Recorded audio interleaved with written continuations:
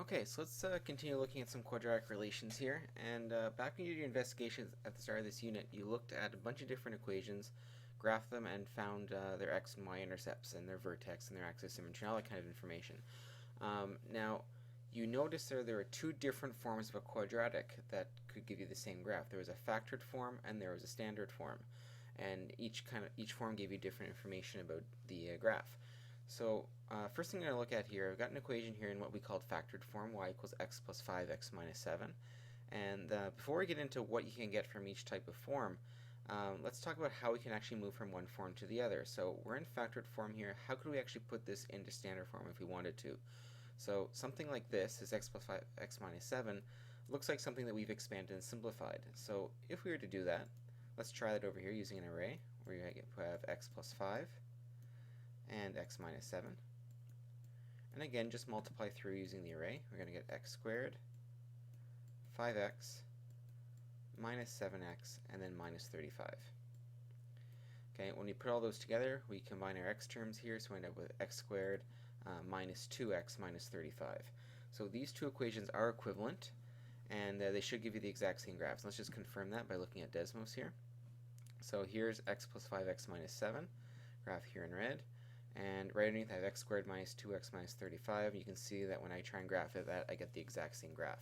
So each of these two graphs will give you different pieces of information. So one thing you may remember going back to your investigation is that if you look at the graph at our y-intercept, it is, if we zoom in here, we can see it's at negative 35.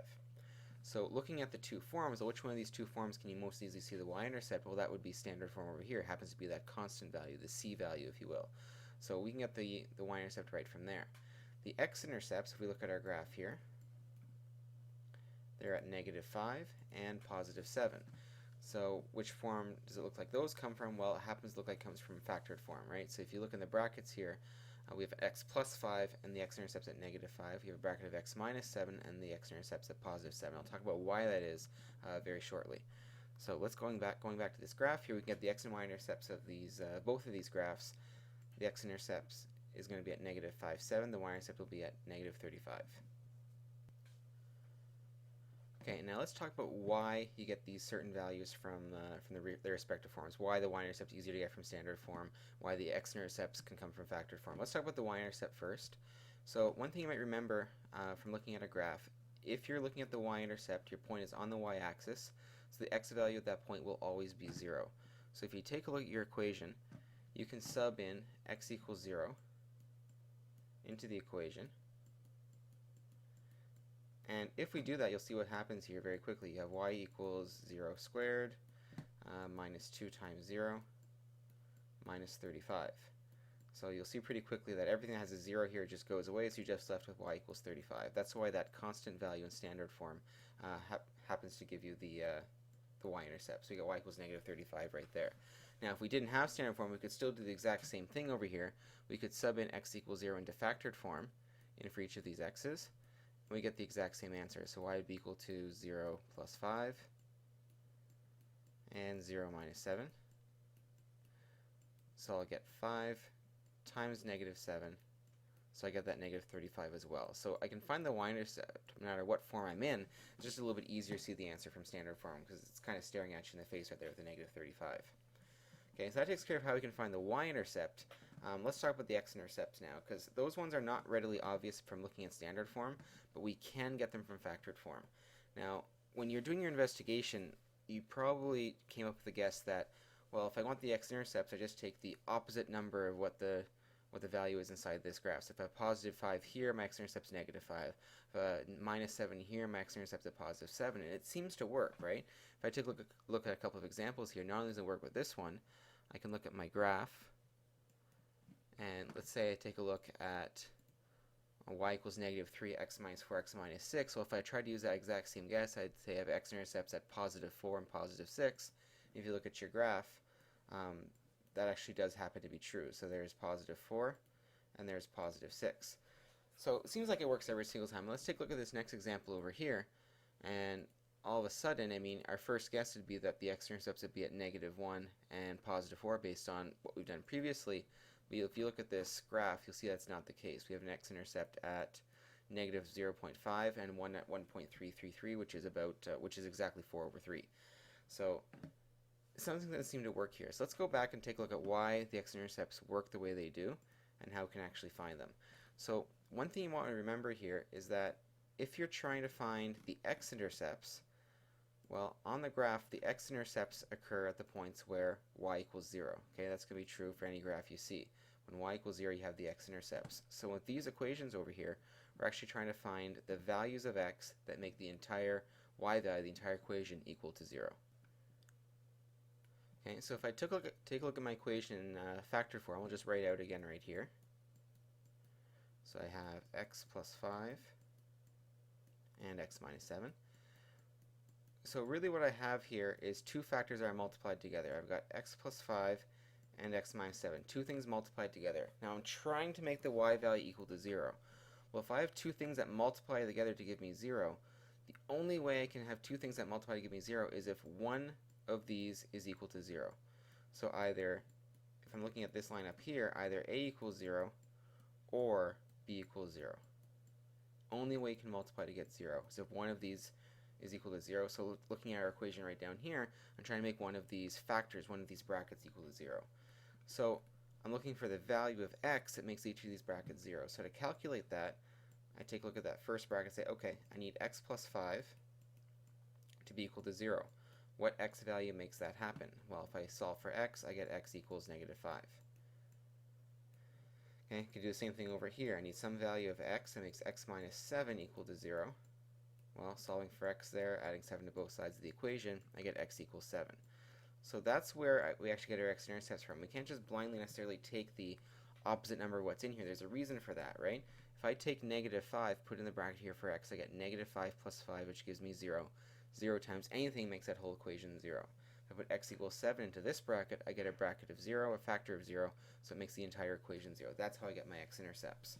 So taking a look at the other one here, that all of a sudden we didn't get what we expected, well, if we take that one, we can actually find the x-intercepts for this one by setting each bracket equal to 0. So let's try it over back in the lesson. So I have 2x plus 1, 3x minus 4.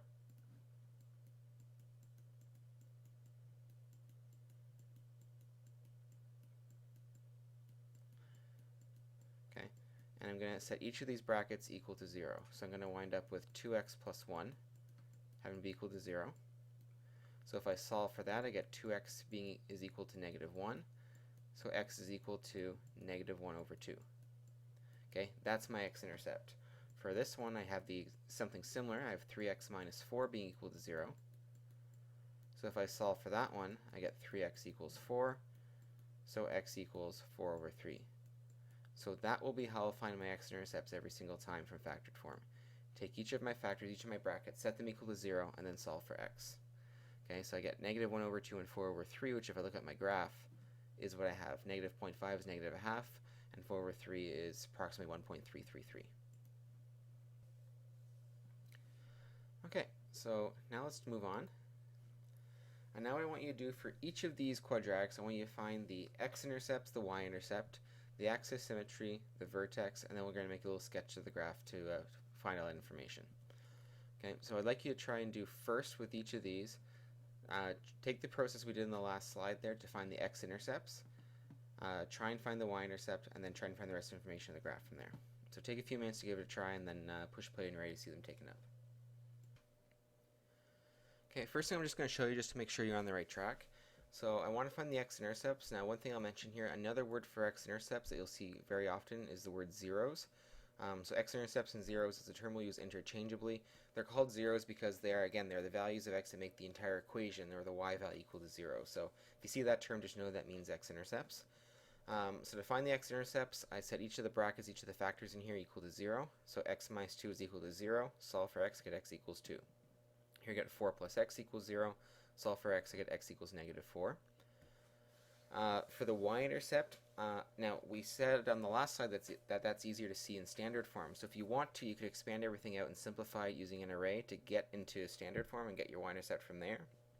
However, it might be a little bit faster since we already have factored form. Just remember that the y-intercept occurs when x equals 0. So you sub that into the equation for x. and solve, and you're going to get a y-intercept of 16. Okay, so let's take a look at part B for this one. We're going to find the axis symmetry. Now, if you picture a graph, the axis symmetry is that vertical line that cuts the parabola in half. So if you're trying to picture that here that's going to occur halfway in between the x-intercepts if we're going to cut that value in half. So halfway between -5 and 7 is 1. So if I put in x equals 1, I'll see I have that vertical line that cuts the parabola in half. So we need to find the value that exists that's halfway between our x-intercepts. So going back to our question over here, our axis symmetry will be found by doing x equals 2 plus -4, so again halfway between my x-intercepts, all divided by 2. So 2 plus -4 is -2, divided by 2 is -1, so that's my axis of symmetry. Okay, now to find my vertex, again looking at my graph over here, so the vertex occurs, it's somewhere on the axis of symmetry, so I know for the one that's on here, my x value will be 1, and I need to find the y value that goes with it. Now for the one in our example over here, my x value is -1, I need to find the y value that goes with it. Well, going back to grade 9 when you were doing tables of values, whenever you want to find the y value associated with an x value, you take the x value, put it in the equation, and then solve for y. So let's do that here with our axis symmetry. I'm going to have y equals -2.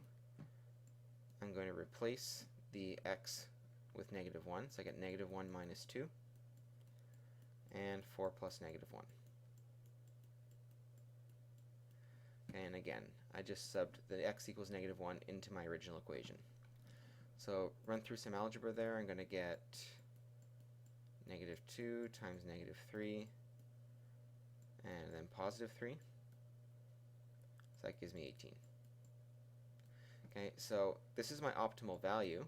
It's the y value of my vertex. My actual vertex is going to be at the point -1 for x, 18 for y.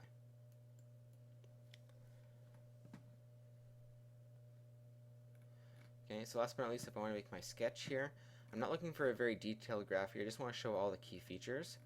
So I'm going to make my sketch here, make my fancy Cartesian plane. Okay, I have x-intercepts at +2 and -4, a y-intercept of about 16, and a vertex at -1, 18 about. So again, this isn't a very detailed sketch, I'm just sort of putting some of the key points that are on there. So I gotta make sure when I draw my parabola it goes through all those points. So I'm gonna make sure that's my vertex up there, so my parabola looks a little misshapen there, but it looks something like this. Okay, so that's my quick little sketch. Okay, we've done the one together, now I really want you to try the next two on your own. So pause it for now and push play when you're ready to go through it. Okay, so with the second one here, you wind up with x-intercepts of 5 and 2, and you set each factor equal to 0 and solve. When you put x equals 0 into the equation, you get a y-intercept of -60. Your axis symmetry, when you average out the two x-intercepts, 5 plus 2 over 2 gives you 7 over 2, and then you sub that value of 7 over 2 into the equation for x, do some simplification with the fractions, you wind up with 27 over 2. When you make your graph here, you're going to put in your x-intercepts and your vertex, and you'll see that when you combine it with the y-intercept of -60, well, that tells you this parabola has to open down. And that might be a bit counterintuitive, because you might think, oh, you look at this value in front of you in the equation, and you might think, oh, it's positive, there's an invisible +1 there, so it must open up. That's not actually the case. Okay, so if you think about how the a value can impact the direction of opening, that's the a value from standard form. So if you took the time here to expand this out into an array, to put it into standard form, you'd wind up with, from your x terms here, -2x times 3x, you'd get -6x squared. And then you'd wind up with something else afterwards. I'll let you work through that to figure it out, but that a value there is negative, which is what tells us our graph is opening down. Okay, we're going to have to continue this one in part 2 of the video, so we'll see you over there.